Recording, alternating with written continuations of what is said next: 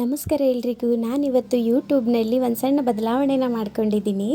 ದಿನ ಅಡುಗೆ ಮಾಡಿ ತೋರಿಸೋಕ್ಕಿಂತ ಅದರ ಜೊತೆಗೆ ನನ್ನ ದಿನಚರಿನೂ ಹೇಗಿರುತ್ತೆ ಅಂತ ನಿಮಗೆ ತೋರಿಸೋ ಒಂದು ಸಣ್ಣ ಪ್ರಯತ್ನ. ಬನ್ನಿ, ಈ ಥರದ ವಿಡಿಯೋಗಳನ್ನು ನೀವು ಸಪೋರ್ಟ್ ಮಾಡ್ತೀರಾ ಅಂತ ನಂಬ್ತೀನಿ. ಬನ್ನಿ, ಇವತ್ತಿನ ದಿನಚರಿನ ಸ್ಟಾರ್ಟ್ ಮಾಡೋಣ.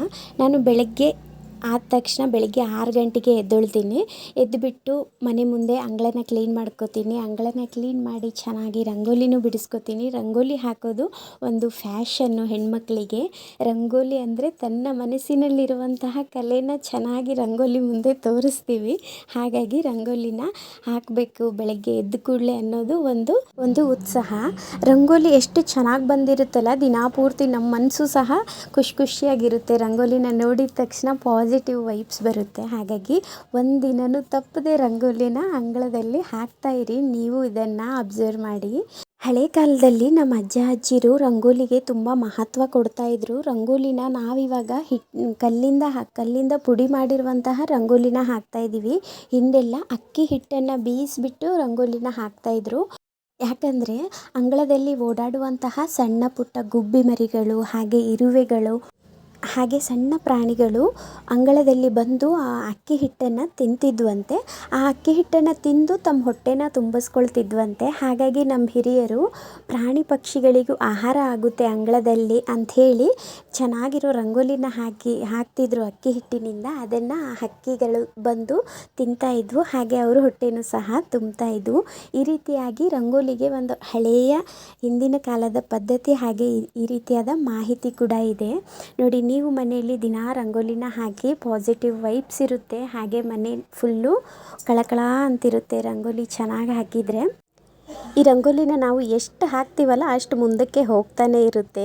ಬನ್ನಿ, ನಾವು ಇಲ್ಲಿಗೆ ಸ್ಟಾಪ್ ಮಾಡೋಣ. ರಂಗೋಲಿ ಈಗ ಮುಗ್ದಿದೆ, ಇಷ್ಟು ಸಾಕು. ಬನ್ನಿ ಮುಂದಿನ ಕೆಲಸ ನೋಡ್ಕೊಳ್ಳೋಣ. ನಾನಿಲ್ಲಿ ಟೀಗೆ ಇಟ್ಟಿದ್ದೆ, ಟೀನೂ ಸಹ ರೆಡಿಯಾಗಿದೆ. ಟೀ ಕುಡಿದ್ಬಿಟ್ಟು ಮುಂದಿನ ಕೆಲಸನ ಮಾಡ್ಕೋತೀನಿ. ಹಾಗೆ ಮಕ್ಕಳಿಗೂ ಸ್ಕೂಲಿಗೆ ಹೋಗ್ತಾರಲ್ಲ, ಇವತ್ತು ಶನಿವಾರ ಆಗಿರೋದ್ರಿಂದ ಬೇಗ ಬಸ್ ಬರುತ್ತೆ ಅವ್ರ ಸ್ಕೂಲಿಂದು. ಟಿಫನ್ನು ಸಹ ರೆಡಿ ಮಾಡಿದ್ದೀನಿ. ಟೊಮೆಟೊ ಬಾತನ್ನು ಮಾಡಿದ್ದೀನಿ ಟಿಫನ್ನಿಗೆ. ಟೀ ಕುಡಿದ್ಬಿಟ್ಟು ಮಕ್ಕಳನ್ನು ರೆಡಿ ಮಾಡಬೇಕು. ಅವ್ರ ಅಪ್ಪಾಜಿ ಸ್ನಾನ ಮಾಡಿಸ್ತಾ ಇದ್ದಾರೆ ಮಕ್ಕಳಿಗೆ. ಹಾಗೆ ಇಲ್ಲಿ ನಾನು ಟೀ ಕುಡಿತಾ ಇದ್ದೀನಿ ನೋಡಿ. ಟೊಮೆಟೊ ಬಾತು ಸಹ ರೆಡಿಯಾಗಿದೆ. ಈ ಟೊಮೆಟೊ ಬಾತ್ ರೆಸಿಪಿ ಫುಲ್ಲಾಗಿ ಬೇಕಂದರೆ ನಾನು ಇದೇ ಚಾನಲಲ್ಲಿ ಅಪ್ಲೋಡ್ ಮಾಡಿದ್ದೀನಿ, ನೋಡಿ ಟ್ರೈ ಮಾಡಿ. ತುಂಬ ಚೆನ್ನಾಗಿರುತ್ತೆ. ಸಿಂಪಲ್ ಆಗಿರುವಂತಹ ಈ ಟೊಮೆಟೊ ಬಾತ್ ರೆಸಿಪಿನ ನೀವು ಟ್ರೈ ಮಾಡಿ ನೋಡಿ. ಇಲ್ಲಿ ರೈಸ್ ಐಟಮ್ ನಾನು ಮಕ್ಕಳಿಗೆ ಬಾಕ್ಸಿಗೆ ಹಾಕಿದರೆ ಅವ್ರಿಗೆ ಮೊಸರು ಅಂತೂ ಇರಲೇಬೇಕು. ಹಾಗಾಗಿ ಒಂದು ಬಾಕ್ಸಿಗೆ ಮೊಸರು, ಒಂದು ಬಾಕ್ಸಿಗೆ ಟೊಮೆಟೊ ಬಾತನ್ನ ಹಾಕಿ ಪ್ಯಾಕ್ ಮಾಡಿದ್ದೀನಿ. ನಾನೇನೋ ಲಂಚ್ ಬಾಕ್ಸ್ ರೆಡಿ ಮಾಡಿಬಿಟ್ಟೆ. ನನ್ನ ಮಗ ಇನ್ನೂ ಅದು ಹುಡುಕು ಇದು ಹುಡುಕು ಅನ್ಕೊತಾನೇ ಕೂತ್ಕೊಂಡಿದ್ದಾನೆ. ಬಸ್ ಬಂದು ಮನೆ ಮುಂದೆ ನಿಂತಿದೆ. ಆದ್ರೂ ಸಹ ಅವ್ನು ರೆಡಿ ಮಾಡೋಕ್ಕೆ ಲೇಟ್ ಆಗುತ್ತೆ ನೋಡಿ. ಈಗ ರೆಡಿಯಾಗಿದ್ದಾನೆ ಅವನು. ಬಸ್ ಹತ್ತಿಸಿ ಬರ್ತೀನಿ. ಅವನಿಗೂ ಬಸ್ ಹತ್ತಿಸಿ ಮತ್ತು ಸಣ್ಣವಳಿಗೂ ಕಳಿಸ್ಬೇಕು. ಹಾಗೆ ದೊಡ್ಡವಳು ಸಹ ಸ್ಕೂಲಿಗೆ ಹೋಗ್ತಾಳೆ ನೋಡಿ. ಮಕ್ಕಳನ್ನೆಲ್ಲ ಸ್ಕೂಲಿಗೆ ಕಳಿಸಿ ನಾನು ಕೂಡ ಸ್ವಲ್ಪ ಟಿಫನ್ನ ಮಾಡ್ಕೋತೀನಿ. ಹಾಗೆ ನಾನು ಟಿಫನ್ ಮಾಡ್ಕೋತಾ ಇದ್ದೀನಿ. ನಮ್ಮ ಮನೆಯವರು ದೇವ್ರ ಪೂಜೆನ ಮಾಡ್ತಾ ಇದ್ದಾರೆ. ನೋಡಿದ್ರಲ್ಲ, ನನ್ನ ಬೆಳಗಿನ ದಿನಚರಿ ಈ ರೀತಿಯಾಗಿ ಸಿಂಪಲ್ಲಾಗಿ ಸ್ಟಾರ್ಟ್ ಆಗುತ್ತೆ. ಹಾಗೆ ಇದೇ ರೀತಿಯಾದಂತಹ ವಿಡಿಯೋಗಳನ್ನು ನೋಡಬೇಕಂದ್ರೆ ರುಕ್ಕು ಕುಕ್ಕಿಂಗ್ ವೀಡಿಯೋಸ್ನ ಸಬ್ಸ್ಕ್ರೈಬ್ ಮಾಡ್ಕೊಳ್ಳಿ. ಹಾಗೆ ವಿಡಿಯೋ ಇಷ್ಟ ಆದರೆ ಲೈಕ್ ಮಾಡಿ, ಫ್ಯಾಮಿಲಿ ಫ್ರೆಂಡ್ಸ್ಗೂ ಶೇರ್ ಮಾಡಿ. ನಾವು ವಿಡಿಯೋ ಮಾಡಲಿಕ್ಕೆ ಇನ್ನಷ್ಟು ಪ್ರೋತ್ಸಾಹ ಸಿಗುತ್ತೆ. ಹಾಗೆ ವಿಡಿಯೋ ನೋಡಿದ್ದಕ್ಕೆ ಧನ್ಯವಾದಗಳು. ಮತ್ತೆ ಮುಂದಿನ ವಿಡಿಯೋದಲ್ಲಿ ಸಿಗೋಣ.